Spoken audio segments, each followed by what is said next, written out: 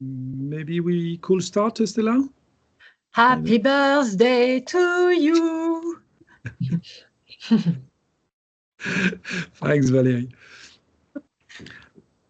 Shall we start, Stella? Yeah, I guess we can go for it. Okay. You can all see the screen, right? Yes. Perfect. Perfect. All right.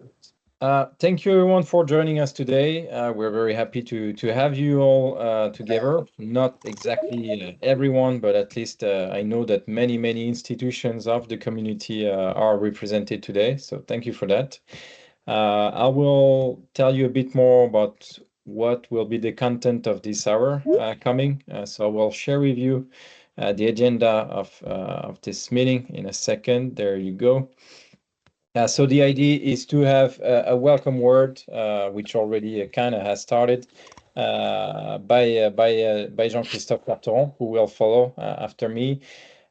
First, then we'll be discussing trends and roadmap of the SULI test movement, but also more specifically task development, what has been happening over these last 2 years and what will happen in the coming months, in the coming years, what we envision for it. Then we will have two persons from the community, Caroline Lemoulec from UniLaSalle, which is an engineering school, and Luc Bélanger-Martin from HEC Montreal Business School, presenting you how they use task, and hopefully that can be an interesting inspiration for all schools here today using task in your organizations. Then we will finish with questions and answers. We'll have some time for that, and obviously if we still have questions that we didn't have time to answer, don't worry, we will come back to you later on. We'll keep you posted on this. So I will now give the floor to Jean-Christophe Carteron, who is the president of Sulitest, to tell you some welcome words. Thank you so much, Pierre, and hello everyone. I'm truly happy and proud to officially welcome you today as one of the co-founders for this second anniversaries of Task, and I'm so happy to see the community, our community, growing day by day. Current events remind us daily that while knowledge alone is not enough to act, it remains absolutely crucial for understanding the world and making informed decisions. At a time when opinion often replaces facts, when science or even university are under attack and face distrust, and when even fake news and deep fakes poison public discourse, I believe that it's absolutely crucial to highlight one of the higher education key responsibilities to ensure that all our students are properly equipped in terms of knowledge, skills, and mindset. And this is where Sulitest wants to play a role. For 2 years now, you have explored the potential of what a tool like Task can achieve. And now I believe that we've reached a turning point. With the power of the data in our fingertips, Task can now truly help you to steer, to deploy everything touching sustainability education. We likely already have, and you will see that during this presentation, that we have the largest sustainability knowledge database. So it's now up to us to use it and to move from theory to action, helping you to measure impact, deploy education strategy, and drive real change. Together, let's take pride of shaping the next generation of leaders and change makers. So thank you, and I'm sure that we can make the years ahead even brighter. Pierre, the floor is yours. Thank you, JC. So following these inspiring words, I want to tell you a bit about key numbers, key figures over that we came to over the last 2 years. The first one is about the amount of tasks taken globally, which is at now more than 40,000 tests taken globally. So we're quite proud of this. The machine is spreading. The second part is to highlight the institutions that are using Task right now, which is at more than 80 plus institutions globally, including 43 change leaders. The change leaders, as a reminder, are organizations that are spreading Task massively to all their students, not just a program. So these are particularly big players in the community as they are spreading Task massively. This is happening over 130 nationalities, and I think that's something we're quite proud of, is that even though we don't have a physical presence in 130 countries globally, we are able to touch that many nationalities because obviously you are getting international students in your cohorts, and that is obviously having an impact in the amount of nationalities taking Task these days. So yeah, thank you for that. And just another key number, which is right now the physical presence of the community is of 20 plus countries that we are physically spreading Task right now, even though, as I said before, we are touching more nationalities than just these 20 countries. Talking about community, we also wanted to say a few words around events and awards. This is something we truly believe in. We believe that we need to meet our stakeholders often in order to move forward all together around key targets around sustainability knowledge that we all uphold. So we have had been grateful to have to receive 2 awards this year, one from the PI and one from QS Reimagine Education. So I think this is also a sign of recognition of all the work that has been achieved internally, but also externally, thanks to you, because thanks to you and the fact that you've been using Task a lot these last 2 years, it's also helping us to improve the product and the way that we deliver the platform, and also different resources that we are able to deliver to you, and that can help you spread Task even more and in a better way. Regarding events, we are planning to go, as usual, to several events in the following months. Next month, there is the AACSB ECAM event where we will go. There will be also an HE webinar that we'll be participating in, also with Luc from HEC Montreal, who's actually in this meeting. And then we'll have also several events that we'll be attending this summer.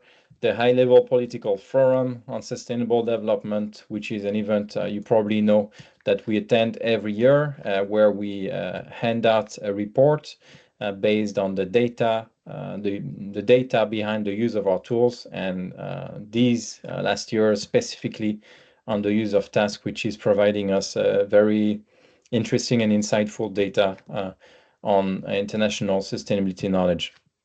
There is also the Global Sustainable Development Congress from Times Higher Education, EFMD annual conference, and then Prime Global Forum. That is to say, if you are going to some of these events, obviously feel free to tell us. That would be a great opportunity to meet physically, because these have become somehow rare moments. We often meet electronically through video conference, but that is always nice to see each other in the reality, let's say. Also, if you are planning to go to some events that you think we may not be going, obviously maybe some local events in your countries, feel free to reach out to us. That could be, I think, potentially a good opportunity to spread the word. We could equip you with some the right materials, and equip you to spread the word. So don't hesitate to come to us around this topic of events, communication, and marketing. And now I will leave the floor back to Aurélien, who will talk to you about our identified strategic levers for the development of Task. Thank you very much, Pierre. Hello, everyone. Very nice to see you here around this virtual table. So yeah, a few words about our levels. You know them, but as you were mentioning, Pierre, it's always good to find synergies and to find a way that to multiply our impact, us, of course, and you as the task community. So we first, as you know, leverage our strong presence with the SuliTest movement in international movement and international networks with our partnerships through the UN Higher Education Sustainability Initiative, our entry point to the agenda of the SDGs and to the UN for higher education, and also more formal partnership that we have with PRIME, the Principal Responsible Management Education, HEC in the US, JRLI, an historical ally of the SuliTest movement, and in France, for example, the CIRS network operating the label DDRS, which is the sustainability label for French higher education. A second big lever for us, if we want to truly mainstream sustainability literacy and task become the standard that we are all hoping it will become, we are leveraging quality assurance accreditation rankings and ratings. So as you all know, I think QS sustainability ranking times higher education impact ranking have already integrated task as a relevant metrics to demonstrate the impact of the learning journey in the student's sustainability knowledge. STARS in the US, and we are collaborating for years now with the FMD. We just published a recent article in the Global Focus magazine that you all should have received. We will be at ACSB, as you were mentioning, Pierre, soon. Always trying to explain how the task data can help in this effort of demonstrating impact for accreditation, rankings, and ratings. The third big lever is talking about the link with the competency, because we know that revising the curriculum, working on the learning journey of the students, we are first setting the competency goals, and we need to rethink the competency goal to embed more sustainability in them. Task is also a tool to join this effort. And as you all know, also, we have published our mapping of alignment with big competency frameworks such as UNESCO key competencies, Green Comp at the European level, but also French framework for business school, IAE, or the French ministry who gathered his socle commun de connaissances et de compétences. So this is what we are currently doing, and the three levels we are triggering and activating to multiply our impact. But faculty engagement is also very often, as you probably experiment, an important lever, faculty engagement and training. So this is a work in progress, but we have applied to a big project with key stakeholders in the French ecosystem of education for sustainability to specifically work on faculty engagement and training. So stay tuned. We will talk to you more about this in the future. If you go next, please. So we wanted to, reminding you the core value of task. And as Jim mentioned, task is 2 years old now. We have experimented a lot with you on the use of the tool, and it's time for the second step and the second time in this process to truly leverage the power of task and the power of the task data. So you know that task is doing, roughly speaking, 3 important things. One is allowing you to assess and monitor your students' sustainability knowledge. Then it should allow you to inform your strategy, being data-driven in defining the strategy, tailoring the learning journey, revising the curriculum, and understand the impact of the different students' experience that you can put in place. For example, the data should inform you in that process, and as a consequence, to have an impact on the way sustainability is embedded into learning. And finally, task is also a way to demonstrate impact to stakeholders, such as rankings, ratings, accreditation, as I just mentioned, but also to employers, to students who will apply to your university or your school, and of course to boost your students' employability with a certification. So just to give you an insight, a quick glance on what kind of data you will find in task, because we worked a lot with you, with the community, and with our team to improve the use of data, the dashboards, the result viewing, the kind of data that you can have once task is massively deployed in the university in order to benchmark. So for the candidate view or the moderator and the session view, some benchmark on the percentage, on the task score, the global score, but also the top subjects, the ones who perform the best through in your students' population, but also the subjects where the students need to learn to be used as a compass for tailoring the learning journey of the students.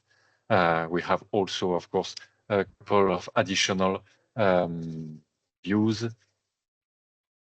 graphs, data visualization to make the most of the data, but nothing will replace the fact that you have the data and you can use the data to compare with your own internal data. For example, mapping your cohorts depending on the course they have chosen, on the experience they have gone through in the learning journey.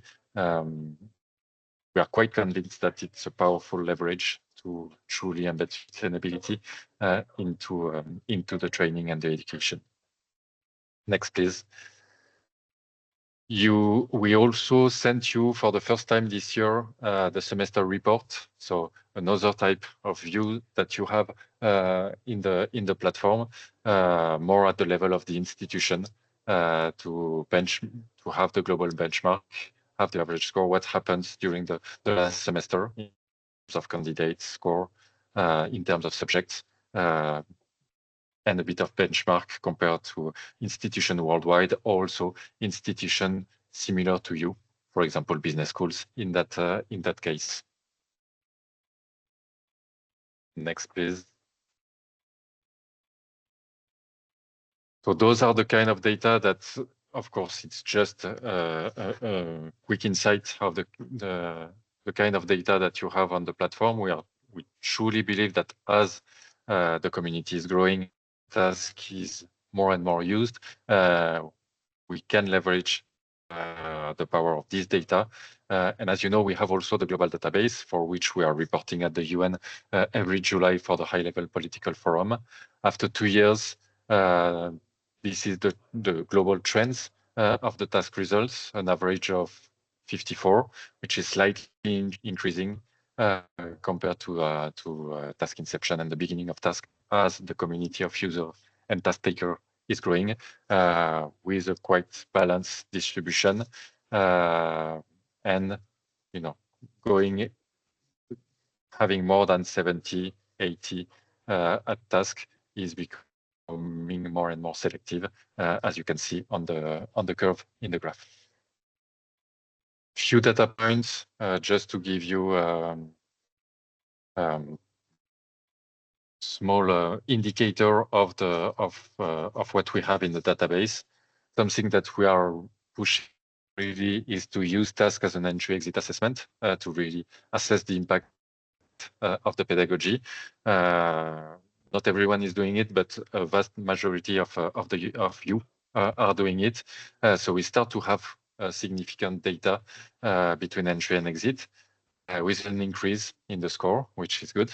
Probably we could do more and we could go further by really systematically assessing entry and exit in the program. But it seems to show that, yes, the learning journey and the students' learning has an impact. Also confirming what we have shown at the last HLPF report, that education matter.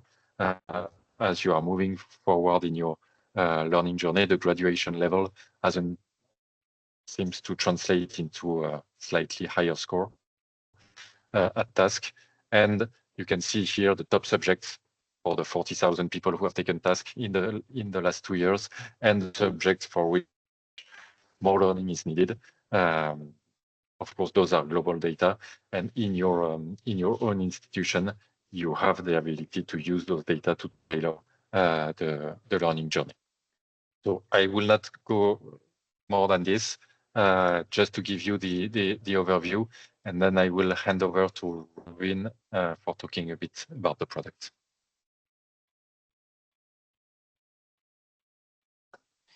Thank you, Aurélien. So first and foremost, as Aurélien has shown today, we've worked hard on making sure that you have all the data to be able to do what you want with your curriculums. So moving forward, we want to make sure that you can trust the data that Task is giving you. So we have been and we are going to keep working really hard on making sure that the cheating is not unaddressed. It's a very serious topic. We all know it's a difficult topic. I think we've all had to face it at some point. But our goal is to really keep allowing tasks remotely. So we want to, and we have already enforced some of new features so that basically we have a better tools to one, deter people from cheating, and two, when there's actual cheating, get more data and be able to have a strong feedback on whether or not there is actually cheating. Important thing to note, there's very few cases where we will be actually able to prove it. This is due to regulations in most countries where it's impossible to have a complete and whole overview of where the candidate is and their whole surroundings. But we will make sure that we have enough data to be as close to possible to the truth. So what we've done so far is we have activated the microphone and camera. They are not recorded yet. There's a lot that needs to be put in place so that we can activate the recordings. We need to check how network is behaving. We need to make sure that the data that we collect is safely stored. So we will work on that in the coming month. Then we also monitor specific keystroke events, whether they copy paste, whether they take screenshot of the screen, so that we can give you those data and you can basically see whether or not there is strange behavior ongoing. What we will implement as well very soon is monitoring screen activity, so that we can get small videos of what is happening on the screen, so that we can understand better in case there's suspicious activity, what happened. In terms of general improvements, performance is key to us. It should be always working task. The aim that we have with task is that it's never down, it's always working. So we've been working hard improving our infrastructure. We now can support 20,000 concurrent users. So any session should be now easily managed, even in live performances, in live settings. We've heard you, and we have been working on reinviting candidates whenever there was an older session that had been taking place. It will soon be easy to reinvite candidates from a previous sessions, whether we want to reinvite only candidates that have not finished the test or all students at once. Everything will be easy. We've been working also on a summary on who you're going to invite so that it's really easy to understand. We also are going to allow session result merging. So that means like combining sessions together and filter by specific population, so that you can have a bit and more defined view of what are the results, like how some cohorts are performing, and get better control and fine-grained results on your cohort. And hopefully this will allow you to do much more with the data that we collect. Finally, and something that is really important for us and that is coming this year, so those are study guides. Study guides are here to help and orientate candidates after they take the test on some resource, how to find some resources to improve. So we are right now working with a solution provider for those resources. The idea is that based on the result at task, we can take like the subjects where they where we think we can help them improve and we have the resources to help them improve, orientate them to those subjects, to those resources, and then they can basically get better on their own, and that they have some kind of, even if they don't necessarily get a good grade, some kind of path to progress. So we are estimating a slow release and tries by the second semester of 2025. This project will need a lot of iterations as we need to fine tune how recommendations show, what do we recommend, etc. But we are really excited to show this to you and your students. Thank you so much, Robin. I think we will now hand the floor to Caroline from UniLaSalle, who will present you how she's been using, I mean, she and the overall school have been using task with their students and candidates, because it's not only students you will see. Caroline, the floor is yours. Hello, sorry. Okay, you can see me and hear me. Okay. Yes. Hello everyone. So I'm Caroline Lemoulec, working at UniLaSalle, and I'm in charge of environmental and societal issue.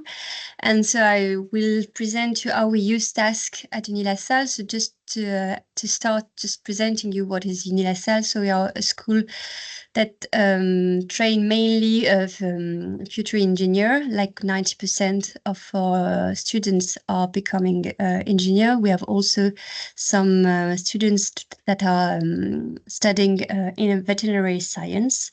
The fields of our trainings are mainly agronomy, agroalimentation, health, geology, environment, technology, and energy. And we are based on 4 different campuses in France, so mainly in the north of France, Amiens, Beauvais, Rouen, and Rennes in Brittany. So UniLaSalle is fully engaged in all this sustainability issue, and we launched 3 years ago our strategy dedicated to the ecological and societal transformation called Uni for Change. And in this strategy, we have one commitment that is training responsible and informed decision makers. So it means how we can we can adapt our curriculum on these major issues. So we are working on building a pedagogical ribbon from the first year until the 5th year. So I will speak mainly for engineer. It's the main cohort of our students, and it will be easier to understand. So for this engineer, what we've been doing for a few years now is to implement some big stones on this issue, meaning that when they enter UniLaSalle, they do climate fresk. Then we have some immersive workshops on dedicated topics such as biodiversity or climate change issue, and they have, like, during all the learning journey, big stones on this issue. And the task is used as an entry point. So when they enter UniLaSalle during the first month of their study, they do the climate fresk, and following this climate fresk, all the engineer has to get the task. Then they have, during the first year, a dedicated module on sustainable development that is for every student, depending well, for all of them, they do this dedicated module on sustainable development. During the second year, they have some, they deepen all their knowledge about these issues with some specificity regarding if they are studying geology or environmental or agronomy. They have some content that are more specific. And then during the third year, the first semester, they are going abroad for a mobility semester. And during this semester, they have to involve themselves in some projects that have an environmental or societal impact. And this is about 100 hours that they have to be involved in this project. And when they come back to validate this project, they have to get the task for a second time. And we decided that they have this task at this during the third year, because it's more or less so 2 years after they start their learning journey, and it's based on the recommendation of the Jouzel report that say that in French we said bac plus 2, so 2 years after the high school, they need to have baseline.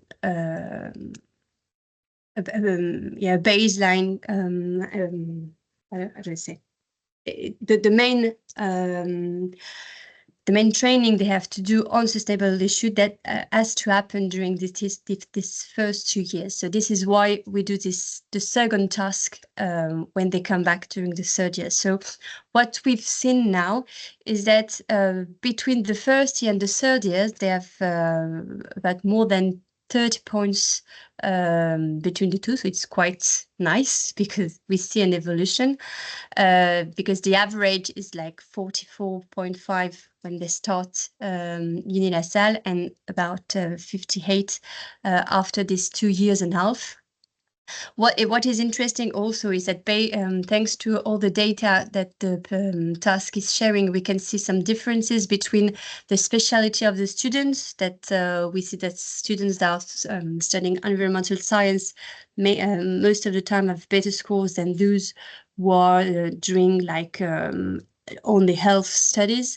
So that's quite interesting to see some of the difference, and that we can monitor also on for when we analyze all the results.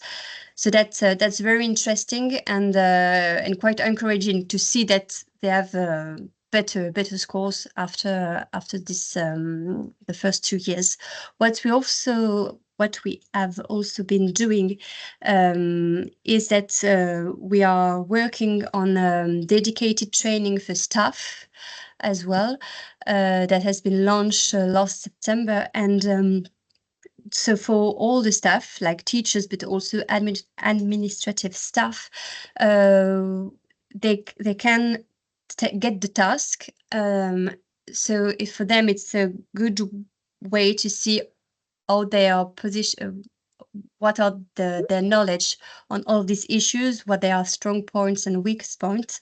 And following the task, they can get a dedicated MOOC on climate and biodiversity, and then we engage them to participate at least at one workshop, such as climate fresque or atelier d'automne, depending on what is occurring on different campuses. So just in this. Just to conclude that what we are doing with the task test, so working with the students is quite interesting now, and this is the second year that we are doing this two tasks, like before, when arriving and after 2 years, and the first year with the staff. And it's quite interesting to see that we can get good results and see how the training we are implementing with the students make some good results, because we see progression on their knowledge on this issue. So well, try to make short. Thank you, Caroline. Super interesting feedback. I think it's indeed interesting to see the difference between entry assessment and an exit assessment, even if it's not necessarily the same students, but still it's super interesting to see that. And also the experience with the staff, I think, is interesting and also quite special, I would say, in the current set of schools right now. So I will now leave the floor to Luc from HEC Montreal, who will do a kind of a similar exercise than Caroline, telling you a bit about how they have been using task at HEC Montreal. Luc, the floor and the screen is yours. Thank you very much. You can see my screen? Yes. Great. Very, very happy to be here in snowy Montreal this morning. We see we don't see the presentation right now. You don't see the presentation. We see ourselves. She's nice as well, but is it okay? Yes, yes. We see now you see the presentation. Yes. Okay, I can see you, but it's all right. So I'll talk a little bit about how we use task at HEC Montreal. HEC Montreal is a business school in Montreal. We have 15,000 students, and I'll talk about two programs, the BBA program and the MBA program as well. And how we use it, we're trying to leverage the data from task and in order to really shape our content in our module. So I'll tell a little bit about how it started, how we use it at BBA, at the MBA, and also the lessons learned from the experiment. We started in 2023, but before we kind of integrated sustainability in our mission in 2022, and from there we integrated. We started thinking about how can we integrate sustainability in our program. So in autumn 2023, we have a pedagogical innovation lab. We have two groups at the BBA level, and we started and we iterated from using the fresco and the climate fresco that Caroline was talking about, and also task. So, and we really we choose task instead of, and you will understand why we choose task. We have 1,300 students at the same time in autumn 2024, and we launched task last autumn. 22 different groups. It's a mandatory module, and also task is mandatory for our 1,300 students. They are doing it really at the beginning. So between week 1 and week 2, they are all doing it at the same time, and they are doing it remotely. And we had a bit of challenges, and I'll discuss that a little bit later. And it's really a base for discussion on sustainability in this management model. It's a management model. It's not about its sustainability, but we integrated sustainability. In fact, we integrated sustainability in almost 50% of our curriculum at the BBA level. So it's really a base for discussion. Every student can compare itself from his own group, and also compare himself from the overall students that took the test in one session. We used Power BI in order to really have a clear understanding of what's happening in the overall group, so that the professor can with a simple interface can really show the students the group results there, and also the overall cohort that and so they can discuss the different results. We have a sustainability module at the second in year 2, and based on the results that we have, we can insist on some dimensions that the year 1 had some difficulties with. So it's really shaping, I wouldn't say the overall module, but it's shaping some of the discussions, and some of the content that we have in this specific module. And at the end,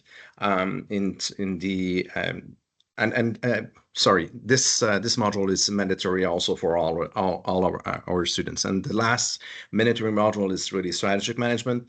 And this autumn we will start measuring, and we want to measure. Of course, the students that will be there this autumn didn't take the test before, but we will try to really measure how they what's the impact. Just like Caroline was saying, for at the end of their program, we'll do the exact same thing. And we have like 1,200 different students, and it's a mandatory course, and it will be mandatory for every single student. What I need to say, they have points just to do it, and I'll come back on that. They have 5% of their final grade that relies on the fact that they did or did not do the test. And at the end, we are also integrating an evaluation. So it's a reflection on strategy and sustainability. So it's not only about only doing the test, but it's also reflecting while graduating on the integration of sustainability and strategy. Some lessons. You were discussing about cheating. Cheating on our side is really about speed. Some of the students managed to do it in 5 minutes. So it's we fixed that, but it was an issue, and it was from on my side, 30 years of 30 years of teaching, it's always surprising. So speed, seriousness that they were putting into it, but we kind of fix all this. Technical issues were not on the platform by itself, but really on our side. Students are reading less and less, and I can tell you that they're not always reading all the instructions. So it was an issue over there, and also, and we will fix it for next autumn, some artisanal use of Power BI. So we have a team of people that are working with Power BI, and they will be on board next autumn. It wasn't the case in last autumn.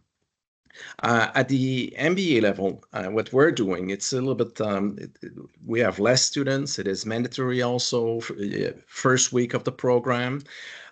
There's a discussion just after taking the test on the results, and also we integrate those results into one mandatory module that they have on social responsibility and ethics, and we also measure at the end. And we this summer we will have the first cohort that will be that would have been measured at the beginning and at the end. So we will be able to see how the increase. But the level at the MBA level though is really high. We have like 64 in terms of result for the task, and I have students that had 91 on the task. So it's really surprising, but that the level is really high at the MBA program.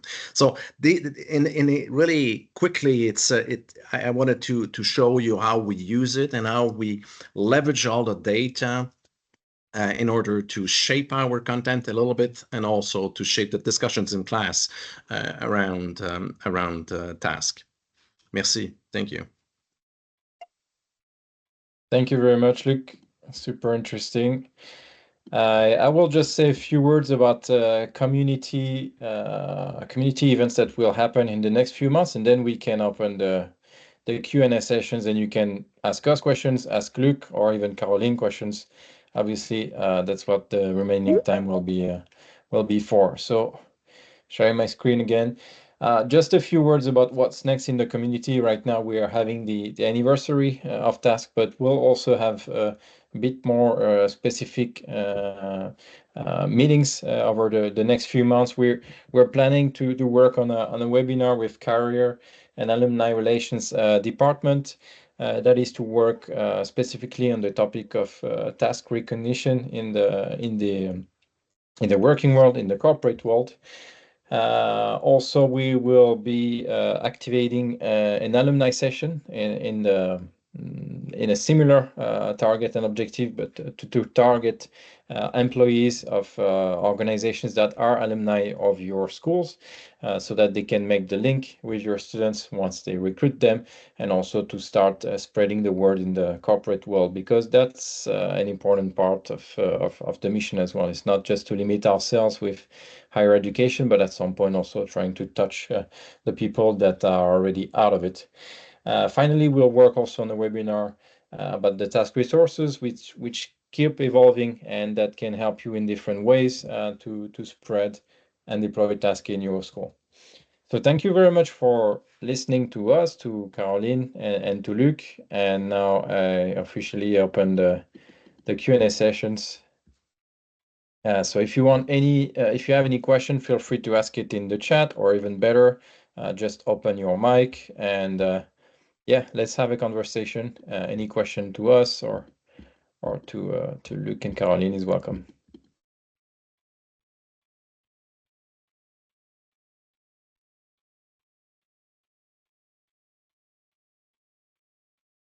Okay, well, it seems that everything was super clear. Valerie, you have your hand raised. Yes.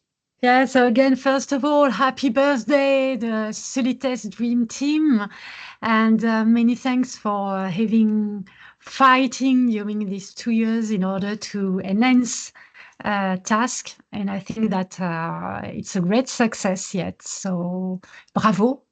And just wanted to say that a few days ago or a few weeks ago, we had an exchange with Pierre about teaching and about cheating for students. And just want to say that Pierre and his team, they have been very, very reactive to provide us with solutions. And so we are going to test the new platform for students to open their camera and their microphone and so on. So many thanks. You are very reactive and proactive even. So thank you. Thank you very much, Valerie, for this nice feedback. Obviously, as Valerie said, we're now starting to try some of the features that Robin presented you earlier on, because indeed cheating is a strategic issue that we definitely need to tackle. So yeah, keep in touch. We'll inform you very soon about the evolution around this.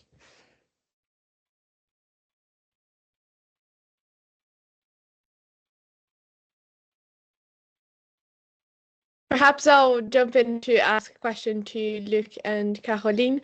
What would be your advice or the strategy you found to be like the most effective when engaging faculty in the deployment of task?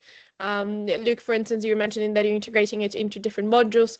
How is the conversation happening with the module conveners, and what would be your advice for the rest of the community to how to best deal with those? And yeah, same for Caroline later on.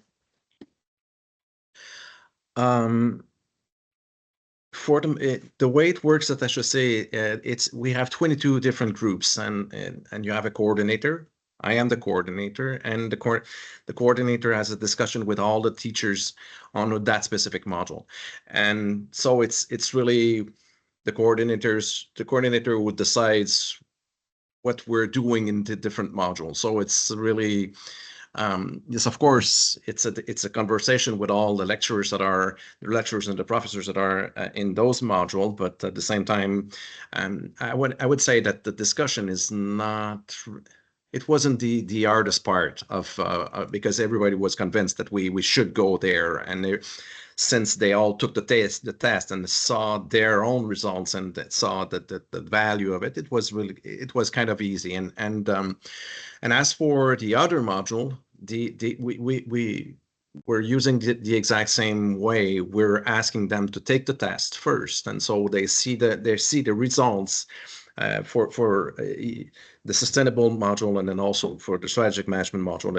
And we have, as soon as they take the test, the conversation is quite easy, and we have a discussion. How can we integrate those results in their module? As for the sustainability module, they saw pretty quickly with the results of the year one, semester one. They saw pretty quickly how they can have an impact and how they can have more. I wouldn't say more, but they can have some integration of what they're doing in year one, semester one, and that the conversation was quite natural and easy on that one. that wasn't the hardest part. Okay, thank you. And Caroline, how is it for you to engage faculty in the deployment of task? Well, it's a bit the same. What we've done is that for years now, all the students take part of the climate fresk, as I said, when they enter UniLaSalle. So what we've done is just that say, well, you do the climate fresk, and then you get the task. And what is quite easy with they just arrived in UniLaSalle. They are young, so they say, okay, they ask me to do it, so we do it. So that's quite easy. For those who are in the third year, the students, we did a bit the same. We had this project that I told you about, like the UniLaSalle for SD. So the project they have to do is part of the semester. So it was already implemented.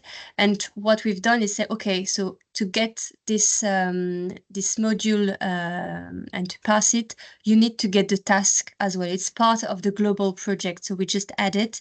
And what we've done, and maybe it's one of the reasons that until now we didn't see too much cheating, is that we didn't to get the task and validate this this whole module with the project. They didn't have to have a minimum score. I mean, what they have to do is just getting the task, and we don't tell, well, you need to have more than 50 points, or so it means that they just get the task.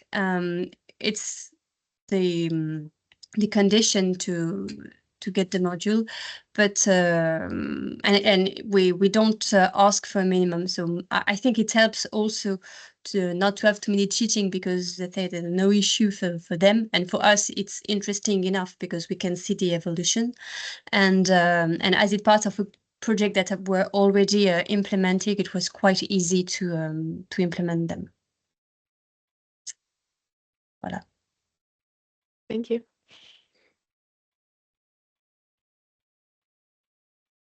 There's a question in the chat to Luc. How did you get them to take the test? By them, I believe the students in general. And then we'll go to Miriam's question.